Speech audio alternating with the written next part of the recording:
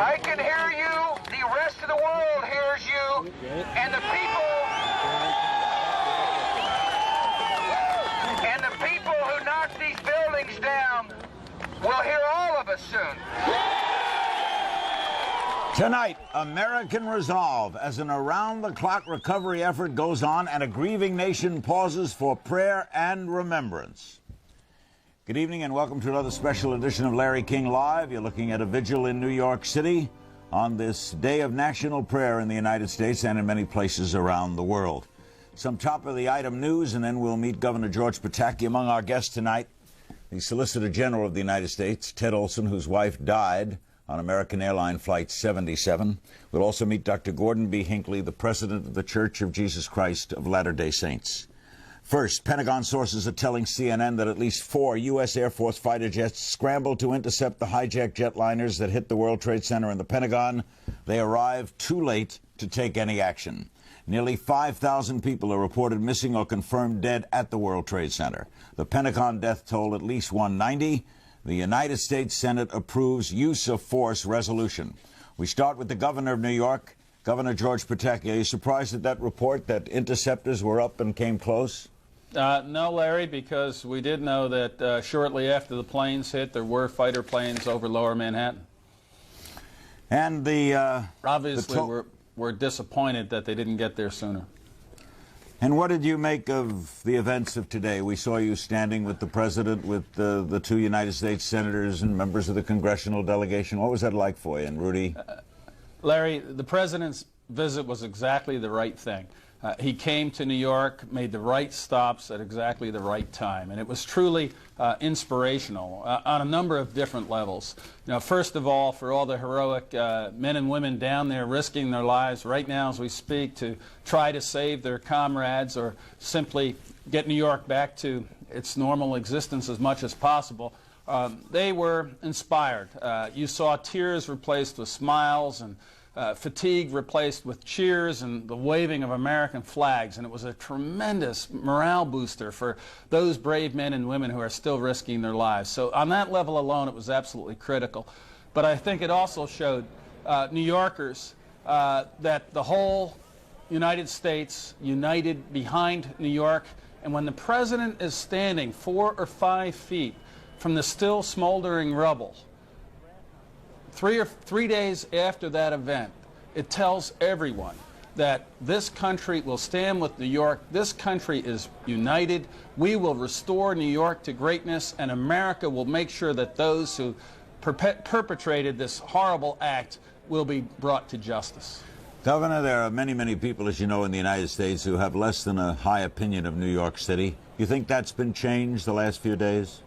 Larry, the unity is just incredible. You just mentioned Congress unanimously in a bipartisan way supporting massive amounts of aid to help New York get back on track. And today, with the president, we were visiting emergency teams from California, from Ohio, from Pennsylvania, from Puerto Rico, who had come to New York to help out.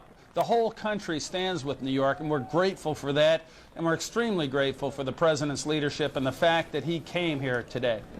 Do you get the feeling, Governor, and this, or you may have more information, but the feeling at least that retaliation, if that's the word, is right around the corner?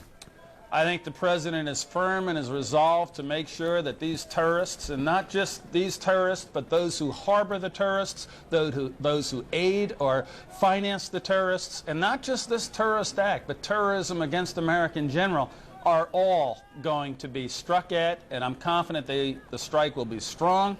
It will be long-lasting, and hopefully it will cure the world from this scourge of terrorism.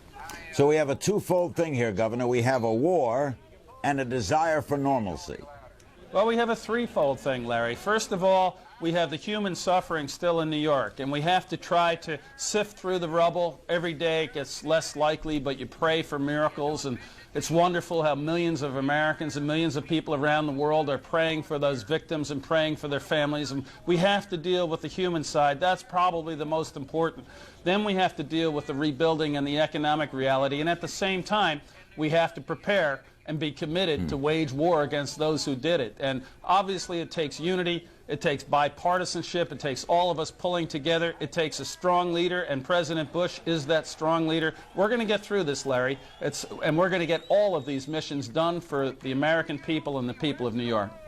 Ask not what your country can do for you, ask what you can do for your country is very apt. It's very apt, and it's exactly what the people are feeling. You know, you just today, when the president was there, you saw hundreds, thousands of people lining up, waving American flags. They didn't care what party you were, or what part of the country, or what part of the world you were from. They were united in supporting our efforts to help those families and to stand with the heroes who are still working in the lower Manhattan, and to make sure that justice is done for those victims and for our country and for our future. Thank you, Governor Pataki. Always good seeing you. Thank you, The Larry. Governor of New York, George Pataki. Speaking of heroes, we're now joined by Officer Victor Laguerre.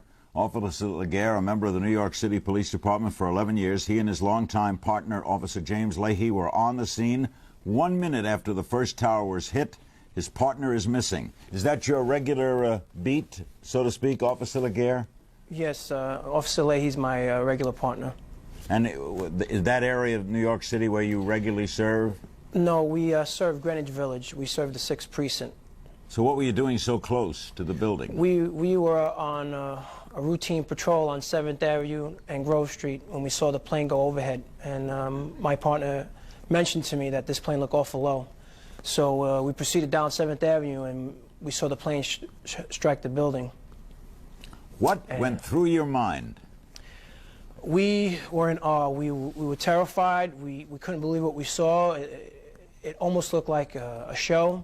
And all my partner kept on telling me is, let's go, let's go, let's get down there as fast as we can. Did you think accident, or was it obviously deliberate? We thought accident. It was a big plane. We couldn't conceive of it just purposely going into the Twin Towers. And our only hope was to get there as soon as possible to save people. And what were you doing initially before the second plane hit? We had approached VC Street.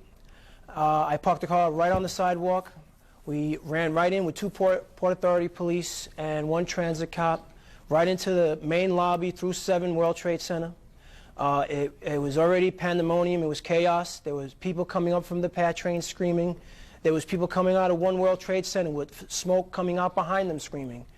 And at that point, it was people trampling on each other, and we were basically showing the people which way out because they were so confused on what happened. Obviously, officer, there's no training for this, so you're acting a lot on gut instinct and intelligence in a mass, chaotic scene. Oh, without a doubt. And the scene was definitely chaotic. People were screaming and shoving and pushing and trampling each other. And at a certain point, the sprinklers went off, which made it even more difficult to get people out in an orderly fashion. They were sliding all over the place. The fire department came shortly after, and there was about 4 of them that I can recall, and my partner saw one of the last firefighters carrying a lot of canisters of oxygen, and he said to me, I'm going to help this guy with these canisters. There's no way he's going to make it up in 1 World Trade Center with all these canisters. I'm going to grab a few off his back, and I'm going to meet you right down in the lobby, Vic, and that's what I'm going to do. Did you tell him not to go? Oh, I told him, basically, are you crazy? Look through the doors of these glass doors you cannot even see in. And he kept on insisting that he was going to be all right, that it was just an accident, that the fire department, the guys that he was with, were saying it's no problem, these buildings are safe, let's just go up and save some lives. He says, and then the second plane hit, right? Yeah, a little while after, I was with the 2 Port Authority cops and 1 transit cop. I flushed out about 3 to 4 people out of 2 World Trade Center, and we're in the lobby on 2 World Trade Center, and all of a sudden it was the most tremendous sound you've ever heard in your life. And you hear your partner on the radio, right?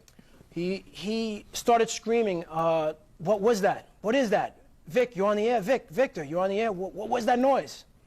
And people were screaming. People in the building that I was in the lobby, were diving on the floor and started praying to God. And they thought that the building was collapsing. They thought that 1 World Trade Center had fallen onto us. And to be frank, I thought the same thing. And I also fell on the ground, started to cry, just thinking that the ceiling was going to cave in on me any time now.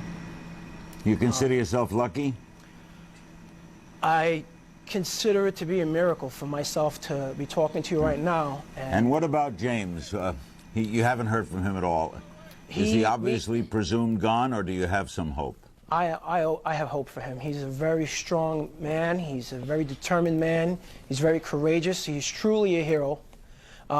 He could have stood with me to help, but he chose a harder route.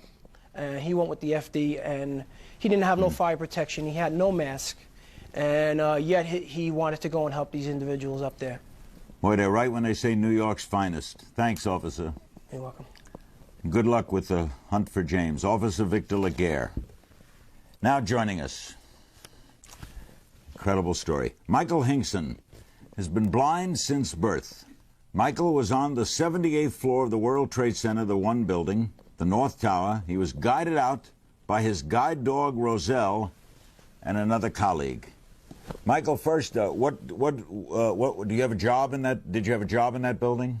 Yes, I work for a company, Quantum ATL. We manufacture enterprise-scale libraries, tape libraries that back up data for disaster recovery situations such as this. Really? That's what you manufacture? The company manufactures that out in California, and my job is to manage the channel sales in New York and New Jersey. And is it a job that can be easily handled, though blind? Oh, yes. Obviously, I use some different tools. I use a dog to get around, and sometimes I'll use a cane. I use a computer that talks, a calculator that talks. I'll write some material in Braille. But it certainly is a job that I can do where you might drive a car to go to a place. I'll use a car service or rely on buses and trains. How long you worked there? I worked at the World Trade Center for about 1.5 years. All right, what happened? What do you remember? There was an incredible bang, sort of a dull thud, but certainly very tremendous, and then the building shook very violently, and I remember sort of going, God, don't let that building tip over. I had a lot of faith in What did you think it was? I thought it was some sort of an explosion at first. My colleague David Frank looked out the window as soon as the building stopped shaking and said, there's fire above us, and I could hear debris falling, and he said there's just debris falling everywhere. So your first thought now is to get out, but you're also blind, so you're working on senses as well? Absolutely, but I knew where the stairwells were. David could see. He and I were the last out of the office. There were some guests in the office as well. They went out first. We got them out, and then we went out. And down 78 floors? Down 78 floors. And what role did the dog play? She guided. She did a tremendous job. She's from Guide Dogs for the Blind, which is one of the larger schools in the country that trains these dogs. They do an incredible job of selecting the animals, doing the best that they can to acclimatize them to a lot of adverse conditions. This clearly can't be one of them, but she knows how to cope with noises. She knows how to cope with a lot of different stressful things. So she played guide down the stairs. That's the school in Rochester, Minnesota, right? No, this is in San Rafael, California. Oh, because the Guide Dogs, I always remember Guide Dogs for the Blind in Minnesota is the main base. The dog is with you, we understand, Michael? Roselle, sit. Sit. I don't know whether you can see her. We see her. Beautiful dog. She's a good girl. And a brave dog. Now, she is. You're walking down 78 floors. You got a friend with you and you got your dog. Are you scared? Oh, no question. Was very concerned. I didn't hear the second plane hit, but we knew that at that time something had happened. We figured that a plane had hit the building because I could smell, and we all could smell jet fuel fumes. So we knew there was something going on. How about other people on the stairway? Yes, and I'm referring to them as well. There were a lot of people going down the stairs, especially when we got down into the levels around floor 40 and so on. All right. And when you're blind, do you fear, one, they're going to push right by you? I didn't really, over? No, I wasn't so concerned about that. I stayed on the right-hand side. There was plenty of room for people to pass if they wanted to do that, and some did. Was it true some people were cheering you? There were people that were doing that. I was cheering other people. We all cheered the firemen and the police and those who went upstairs. We were very concerned for them, but we slapped them on the backs. They were being very supportive. Gee, do you need help? Are you okay? They would ask us, and we asked them, are you all okay? Go get them. Do everything you can. Our faith is in you. Did the firemen talk to you? Yes. Saying? Are you okay? Somebody with you? Don't worry. You'll be out okay. Just don't be scared. Just keep going. You're going to do fine. Do you smell any jet fuel? Lots. Yes, it was. There were fumes all the way down. Wow, and then when you get to the lobby, what happens? Well, we had to go through a lot of water. The sprinklers were running. There was a lot of debris on the floor. We got out of the lobby into the main World Trade Center shopping mall, which is also inside. From there, we were escorted out of the building, and then we moved away. And did you learn of the second tower being hit? I didn't know the second tower had been hit. I knew there was fire on both towers. We got about 2 blocks away, and then Building 2 started to collapse. So there were a number of us, we ran for cover. We ran into a subway station, but by that time we were already covered with soot. We had to go through a lot of falling glass and a lot of other kind of debris. And then we got out of the subway, and a couple blocks further, one collapsed. You've been in earthquakes too, huh, Michael? Yes, I used to live in California. This much worse? Much worse. It's not fun being at the epicenter. No. And by the way, how long did it take to get down? I would say altogether, from starting in the stairs to getting outside the building, for me, probably about 50 minutes or so. I was out about 20 minutes before 2 collapsed. How's life for you now with no place to work? Well, I'm doing fine. I've got a computer at home that talks. I can work at home. Even coming in this evening on the cell phone, I was speaking with one of our customers, Nam, who's talking about buying one of our libraries. And so I can conduct business on the phone. So we go forward from that standpoint. At the same time, I'm really ticked at the people that did this. They took our lives. Michael, we salute you, and we salute Roselle. Thank you very much. She's a good dog. God bless. God bless you. So many lost their lives in Tuesday's terrorist attacks. Among them was Barbara Olson, attorney, best-selling author, and a very frequent guest on this program. There's that fantastic face and great smile. She was on American Airlines Flight 77. That's the one that hit the Pentagon. Her husband is the Solicitor General of the United States, Ted Olson. He talked with me earlier today, right after attending the National Cathedral service, and I asked him what it was like for him especially, to go to that service. Oh, it was enormously moving. And before I say anything more about that, I just wanted to thank you, Larry. It is a difficult thing to talk at a time like this, but you were such a dear friend to Barbara, and everybody connected with your program has always been so kind to her. And I just, it is a dear friendship, and I'm very grateful for that friendship, and Barbara was. And it's almost impossible to think of her as gone. No, it is impossible to think of her as gone, and I think it will take a long time for me to absorb that. And I know all of her friends feel that way. Barbara was so full of life and so full of energy and so enthusiastic about everything that she did.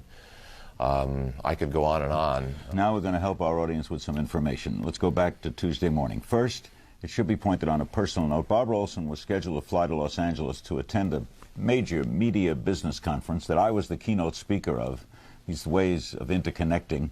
She flew on American Airlines Flight 77. Ted Olson and I flew on that flight together 2 days after the election. When we landed, Ted was paged, turned right around and went to Tallahassee to represent George Bush there in the fight for the presidency. So that given. She was supposed to go Monday and stayed over? She was supposed to go Monday, and my birthday was Tuesday, and she decided that she was not going to go Monday. I told Barbara, I said, that's okay, we'll deal with my birthday later on. At my age, we're not paying too much attention to those. But she insisted. She did not want to be gone on the morning of my birthday, and she wanted to be there when I woke up, which she was. I left for work very early in the morning, before 6, and she left shortly after that to go to the airport. The next time you hear from her is on the plane, right? Actually, I heard from her before that. Oh. Before she boarded the plane, this plane was scheduled to leave, and I guess did leave at 8:10 in the morning. She called me. We always did this with one another. We always called one another a lot during the day. Sometimes very briefly, but she called me around, it must have been around 7:30 or 7:40 before she got on the plane. We just talked about one another and how anxious I was for her to come back and how anxious she was to return. But then I did not hear from her again until after she was in the air. And the plane is now, she's flying. She calls you. You're at the Justice Department, right? Solicitor General's office is at the Justice. Yes. All right. She calls you, and what? Well, I had heard a few minutes before of the disaster occurring at the World Trade Center. There's a television set in the back of my office. I turned it on and watched with horror the film being replaying the airplanes crashing into the World Trade Center. Both crashes. Both. The second one had just occurred, I think, when I had turned it on, but they were all, well, it occurred in such a fashion that they had film of it, which, as this station, I think I was watching CNN, and I was relieved because at the moment that I heard there was hijacked planes, I was both terrified and fearful for everything that was going on, but I made a mental calculation because first thing that comes into your mind is that Barbara's plane, could that be one of those planes? And I thought, oh, thank goodness it can't be her plane. I'm sounding rather selfish here, but that just went through my mind because there wasn't enough time for that airplane to have gotten to New York. And then one of the secretaries rushed in and said, Barbara's on the phone. And I jumped for the phone, so glad to hear Barbara's voice. And then she told me our plane has been hijacked. Now this was sometime, must have been 9:15 or 9:30. Someone would have to reconstruct the time for me.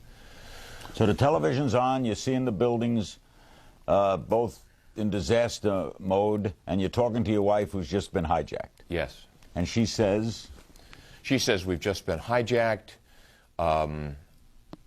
I had two conversations, Larry, and my memory tends to mix the two of them up because of the emotion of the events. We spoke for a minute or two, then the phone was cut off, then she got through again, and we spoke for another 2 or 3 or 4 minutes. She told me that the plane had been hijacked, that she told me that they did not know she was making this phone call. She told me that she had been herded to the back of the plane. She mentioned that they had used knives and box cutters to hijack the plane. She mentioned that the pilot had announced that the plane had been hijacked. I believe she said that. I had to tell her about the 2 airplanes that had hit the World Trade Center. Why? I just felt that I had to. I had to tell her. I'll look back at that and wonder about that same question myself, but I had to tell her. You're the kind of couple, knowing you so well, you tell each other everything, right? We are extraordinarily close. And this was a mad love affair. Yes, it was, and I could not have kept that from her. What did she say when you told her? I think she must have been partially in shock from the fact that she was on a hijacked plane. She absorbed the information. We then both reassured one another this plane was still up in the air, this plane was still flying, and this was going to come out okay. I told her it's going to come out okay. She told me it was going to come out okay. She said, I love you. Didn't she ask about the pilot? She said... Was the pilot in the back with her then? I don't know. But she told me at one point in this conversation, what shall I tell the pilot? What can I tell the pilot to do? Implying that he must have been back there with her. Either the pilot or possibly the co-pilot, yeah, or a part of the crew. That was the implication, but I didn't really think to ask that specific question. Did she sound terrified, anxious, nervous, scared? No, she didn't. She sounded very, very calm. Typical Barbara. In retrospect, enormously, remarkably, incredibly calm. But she was calculating. I mean, she was wondering, what can I do to help solve this problem? Barbara was like that. Barbara could not have not done something. And so what's going through you? Oh, I am I guess I'm in shock and I'm horrified because I really, I had reassured her that I thought everything was going to be okay. I was pretty sure everything was not going to be okay. I by this time had made the calculation that these were suicide persons bent on destroying as much of America as they could. Did you hear other noises on the plane? No, I did not. At one point, when she asked me what to say to the pilot, I asked her if she had any sense for where she was. I had, after the first conversation, called our command center at the Department of Justice to alert them to the fact that there was another hijacked plane and that my wife was on it and that she was capable of communicating, even though this first phone call had been cut off. So I wanted to find out where the plane was. She said the plane had been hijacked shortly after takeoff, and they had been circling around, I think, with the words that she used. She reported to me that she could see houses. I asked her which direction the plane was going. She paused. There was a pause there. I think she must have asked someone else, and she said, I think it's going northeast. Which would have been toward Well, Pentagon, it would have been. right? Well, depending Yeah. upon where the plane was, it the could have. Dulles is Dulles is west of the Pentagon, Right, and yeah. so east of Dulles is the Pentagon, and depending, this plane had been in the air for, I think, over an hour, so I don't know where she was when she called, but So that this could didn't do any direct flight right to the Pentagon. No, her plane took off at 8:10, and its impact with the Pentagon must have been around 9:30 or so. I mean, you'll probably be able to reconstruct that or have that information. As to How the does time the of the second impact. how does the second conversation end? We segued back and forth between expressions of feeling for one another and this effort to exchange information, and then the phone went dead. I don't know whether it just got cut off again because the signals from cell phones coming from airplanes don't work that well, or whether that was the impact with the Pentagon. It was not. I stayed glued to my television. I did call the command center again. Someone came down so I could impart this information and also to be there in case she called again.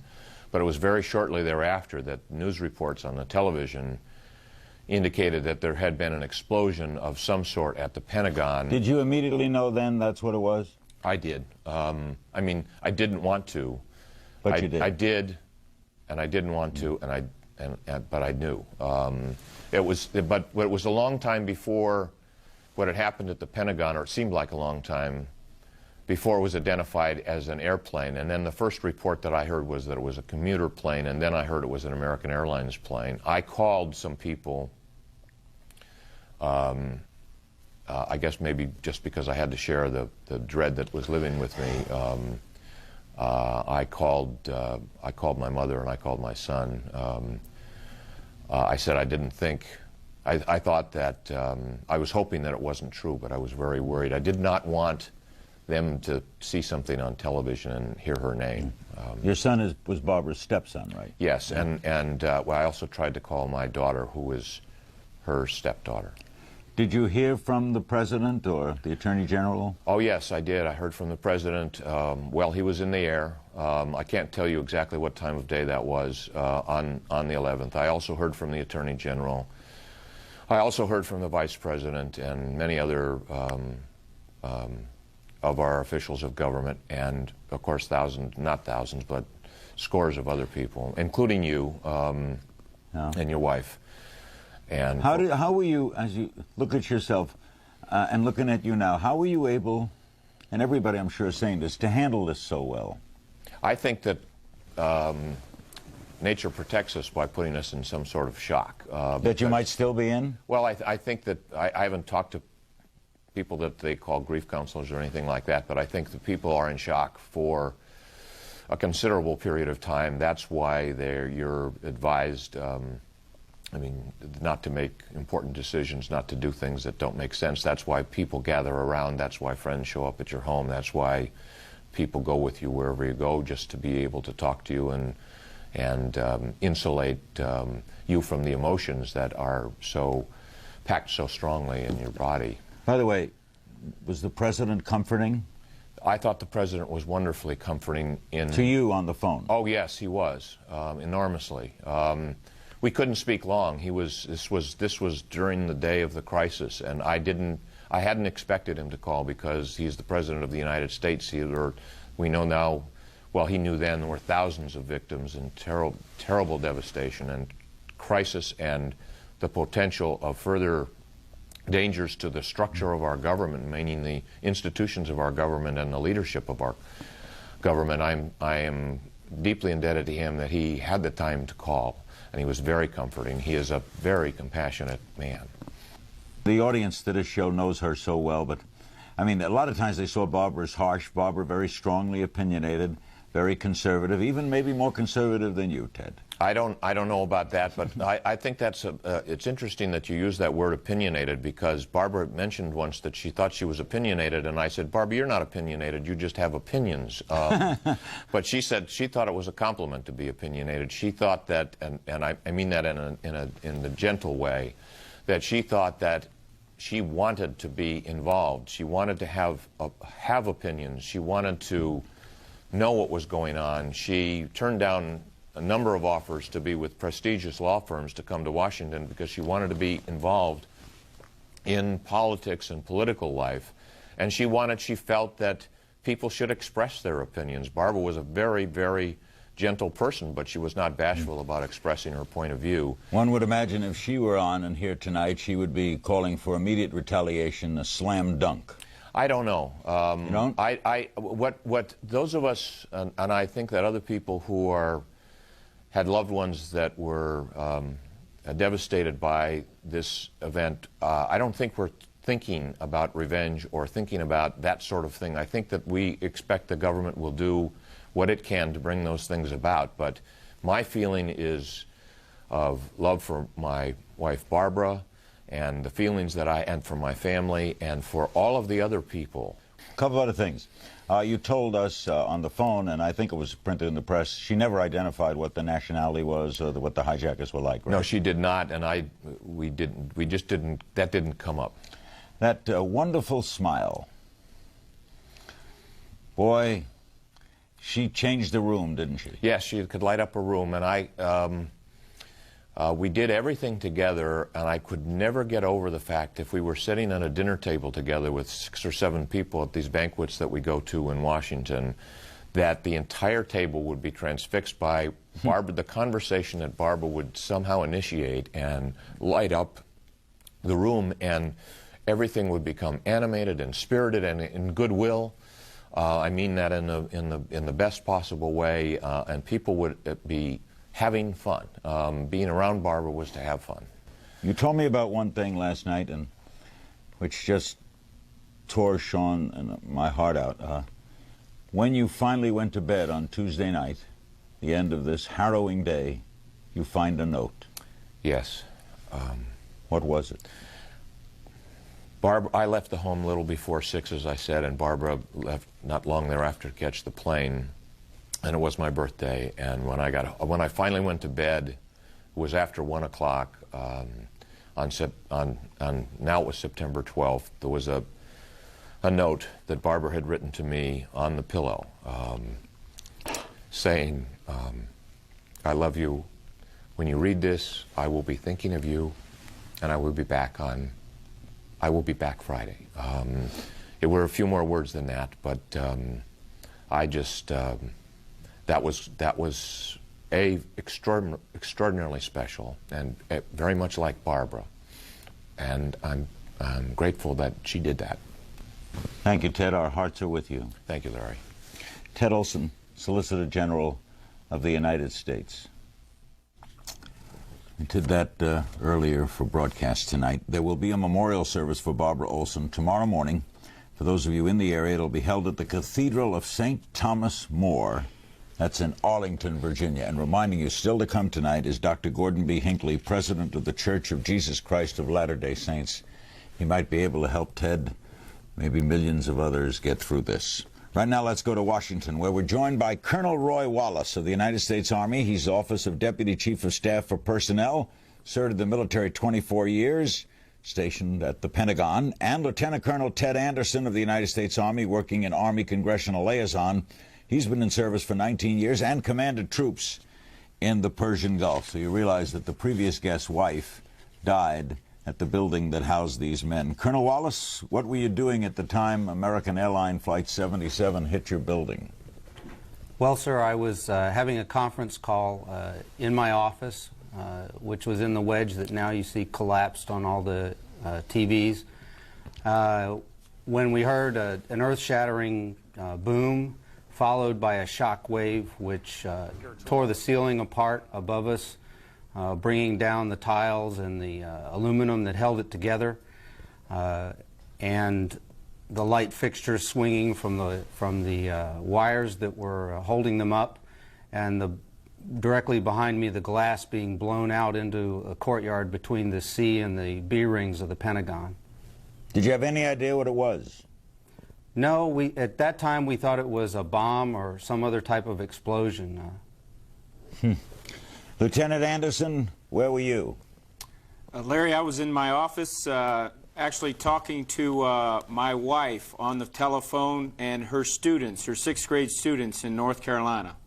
Did you already know about the crash at the Twin Towers? She actually called me, Larry, and she wanted information. She was having a civics type of class with her students, and they wanted information about the bombing in New York and wanted to know what I thought about it. Boy, now what happens? When it hit? What happened? And what did you do? When the bomb went off, I knew it. You thought it was a bomb? When the explosion occurred, I thought it was a bomb inside the building. And I hung up. I said, there's been a bombing. I've got to go. I hung up the phone, and I screamed for everybody in the office to get out. And I went out the back end of the office, Larry, and into the hallway, and people were starting to come out of their offices kind of in shock, not knowing what had occurred.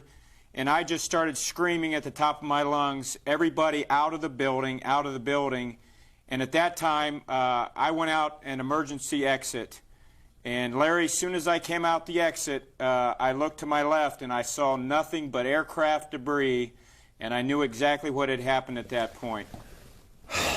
Is it true that you saw someone running by you on fire? Larry, myself and 2 other folks, and one was a non-commissioned officer and another one was a civilian, and I couldn't tell you their names. But we ran around the corner and directly to the fire itself.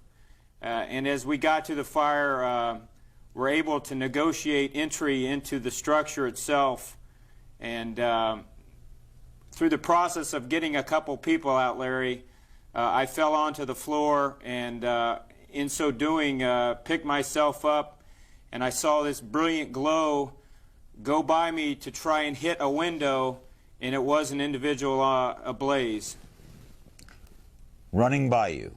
Who ran by me. The individual that was with me, we both jumped on this individual and smothered the flames, and then we had to carry him out. The lady that we had carried out previous to that, was conscious, but was very difficult to get out of the building. But this gentleman was... Say again? Did he live? They both lived, Larry. As a matter of fact, the individual that was burned so terribly, and this is hard for me to even live with tonight, was completely conscious and screaming to me at the top of his lungs, "Get back into the corridor. There are more people behind me. You need to get into the corridor." And that's when we tried to get back in the structure, Larry, but the firemen pulled us out. He was saying that while burned over his body? He was completely burned over the front part of his body, but he had enough adrenaline flowing in him that he knew his colleagues were behind him. And Colonel Wallace, what had happened with you? What did you do? As soon as the blast wave went by us, I looked towards the outer part of the Pentagon and saw a wave of black smoke curling our way. So I quickly yelled to my people to get the heck out of the building. And then after I had cleared them out of the cubicle farm that we lived in the personnel office, I went back in to see if there was anybody else. And we got down on the floor and we called to people, telling them to come to the sound of our voice if they could hear us. And then when the smoke got too bad, we went out into the 4th corridor. And when I looked to the right, there was an individual that had stumbled down the corridor, and he was coming in and out of consciousness. And he had been burned, 3rd-degree burns on his arms and his head. Part of his uniform was matted to him because we have polyester type pants. We picked him up and started towards the middle core of the Pentagon, working our way through the smoke. Some of the doors had jammed, so we had to divert through other offices to get to the middle of the Pentagon, to where there was triage for him. Gentlemen, obviously there's no way any of your training could have prepared you for this and to see the heroics. Do you expect, as military men, finally, do you expect, Lieutenant Anderson, retaliation soon in some form? Well, Larry, quite honestly, I don't know. I can only tell you that the Secretary of Defense has promised that some sort of retaliation most likely is in the offing. But that's not up to us to decide.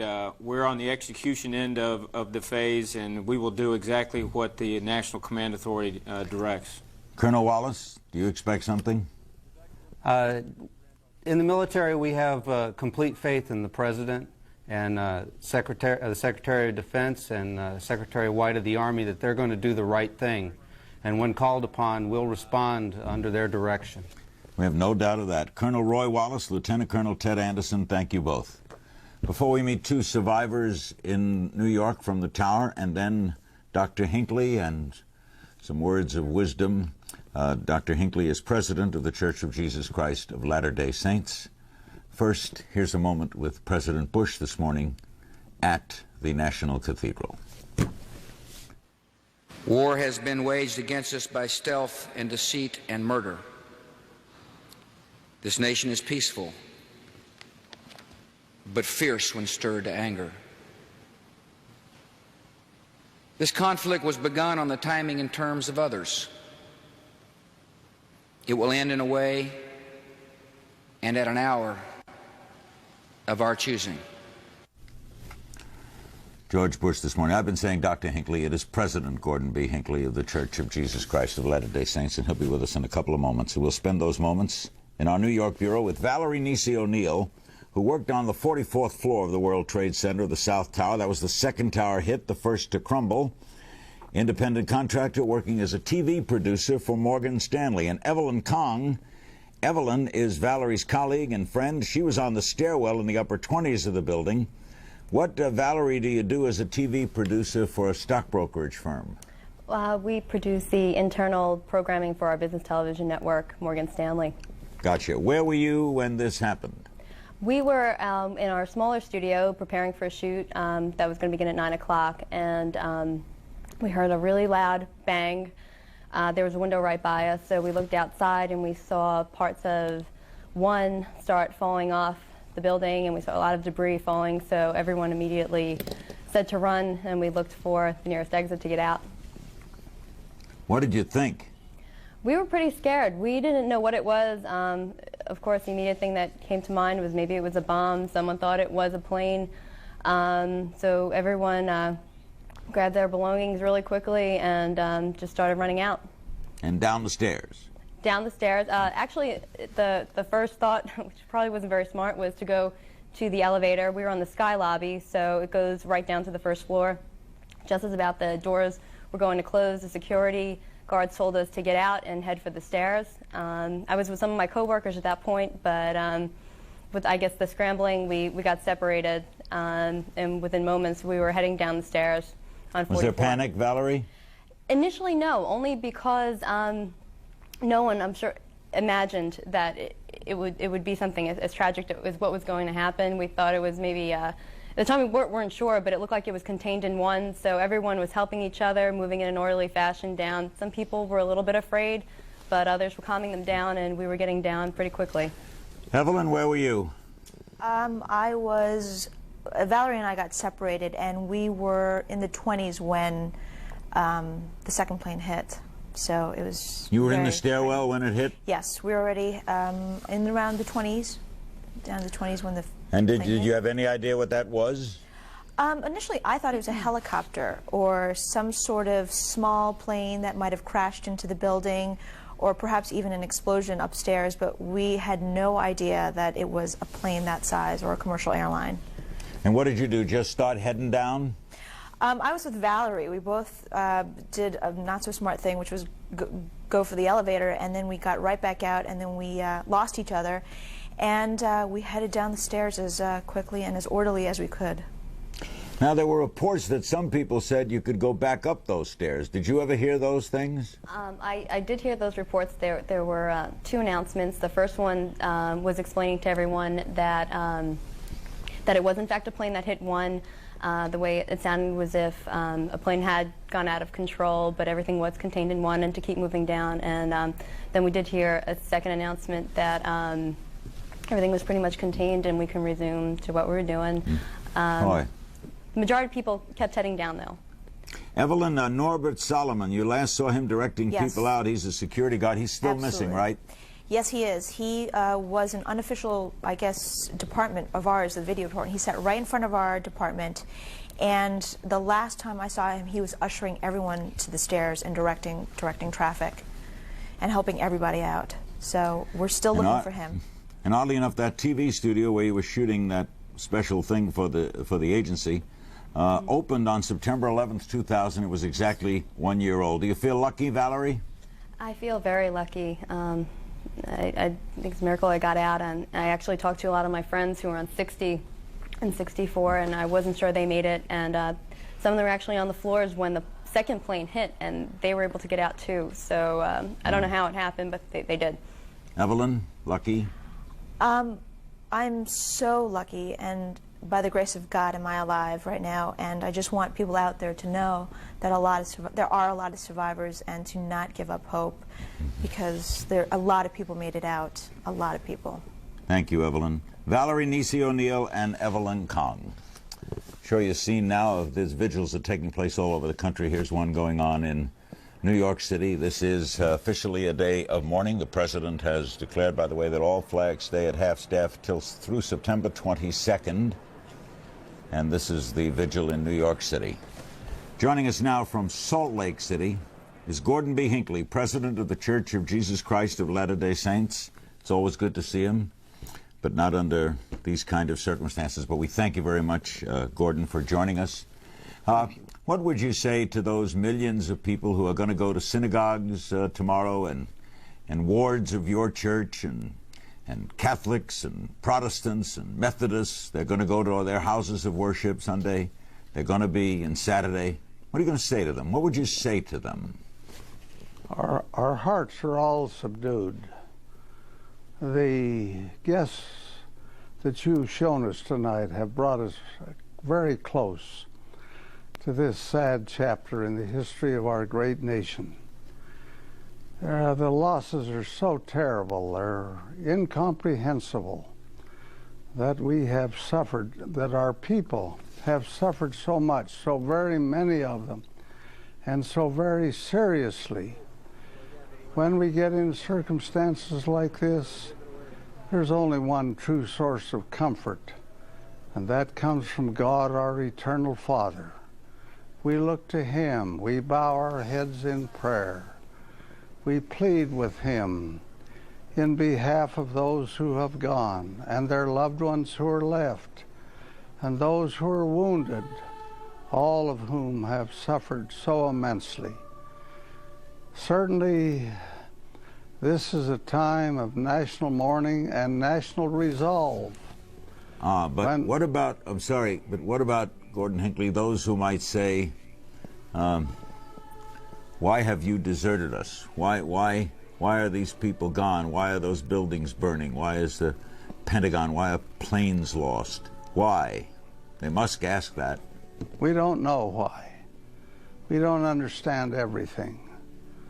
But we do know that our Father loves us and watches over us. We do know that life is not only that phase that we call mortality, that there is beyond this life another, which is as real and as certain as is the life that we now live, and that those who have gone beyond will continue and will in effect make preparation for their loved ones who will follow. I have no doubt of this. None. Go ahead, please. You have no doubt. I have no doubt personally whatever. Gordon, when you see, all right, Billy Graham said today, we have a choice whether to implode and disintegrate emotionally and spiritually as a people and a nation, or to become stronger through all of this struggle to rebuild on a solid foundation. What, though, Gordon, do you say to parishioners who say, what do I do with my anger? Well, you live with it. You try to subdue it. You calm your emotions if you can do so. You plead with the Lord to bless you with a sense of self-control and an overriding faith that in spite of all of this terrible tragedy, there is hope, there is assurance, there is peace, there is comfort in the word of the Lord, who said, I am the resurrection and the life. He that believeth in me, though he were dead, yet shall he live. And he that liveth and believeth in me shall never die. Our guest, if you're just joining us, is Gordon B. Hinckley, President of the Church of Jesus Christ of Latter-day Saints. We're going to include some phone calls for President Hinckley. Houston, Texas, hello. Hello, Larry. I'd like to ask the Reverend that does it bother him that a lot of the people that have committed these acts hide behind their religion as their reason? Yes, the people doing it say they believe in God and they love their God. Of course it bothers me. It troubles me very greatly. I think that religion offers no shield for wickedness, for evil, for those kinds of things. The God in whom I believe does not foster this kind of action. He is a God of mercy. He is a God of love. He is a God of peace and reassurance. And I look to him in times such as this as a comfort and a source of strength and reassurance. President Hinckley, though, if he is, couldn't he have prevented this? Oh, I suppose so. I believe he's all-powerful, yes. I don't know his will. I don't know how he operates. His wisdom is greater than mine. He sees beyond what I see.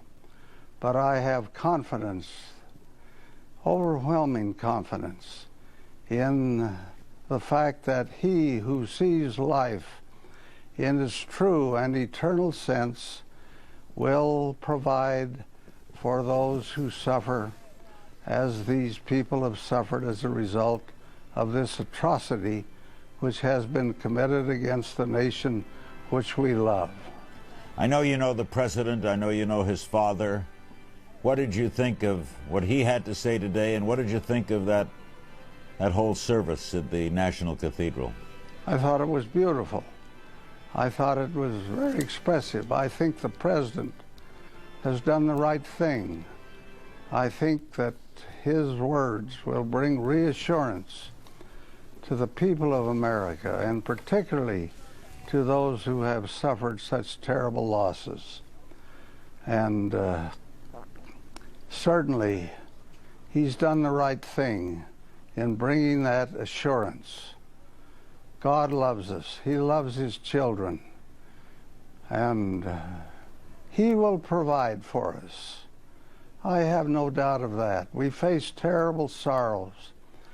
None of us can understand the enormity, the tension of those on those planes, for instance, who were headed for crashes. None of us can understand the feelings of those innocent people in those buildings which were taken down. But with all of that, for those who are left, for those who are wounded, I bring you a message of peace and hope and comfort. That comfort which comes not from man, but from God himself, who is the Father of us all, and who loves us. That message comes while you weep. Yes, it comes while I weep.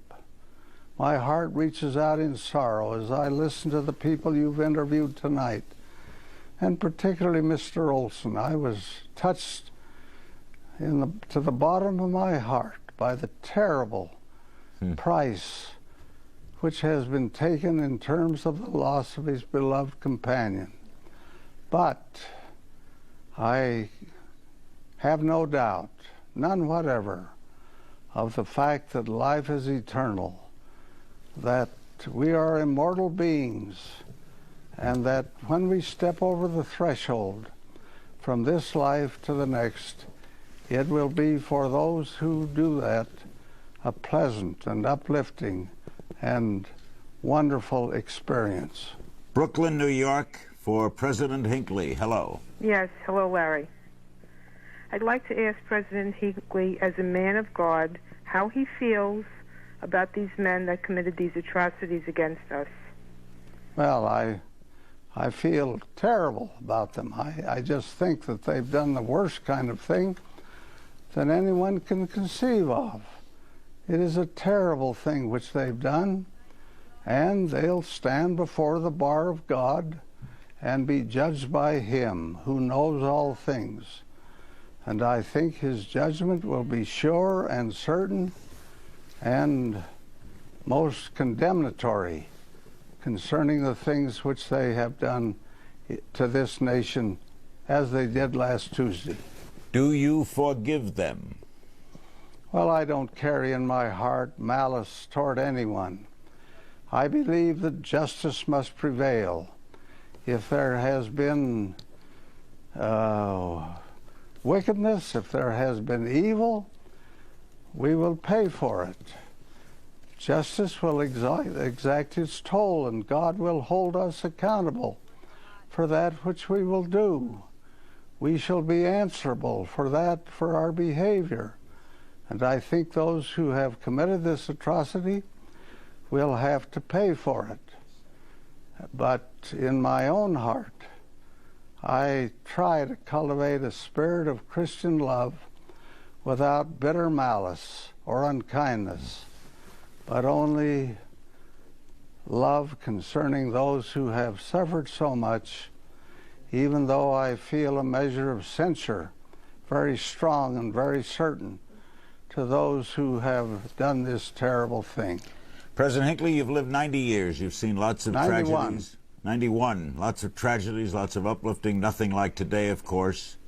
And yet you never waver? Never.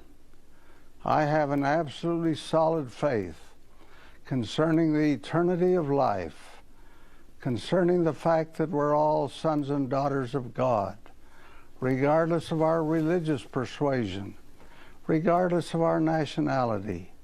We are sons and daughters of God. He expects good things of us. He expects us to live lives of accountability and of the right kind of pursuits, not to be destructive, not to be evil, but to rise above these terrible things and deport ourselves in a manner that will bless mankind and bring to pass that peace which all the world longs for.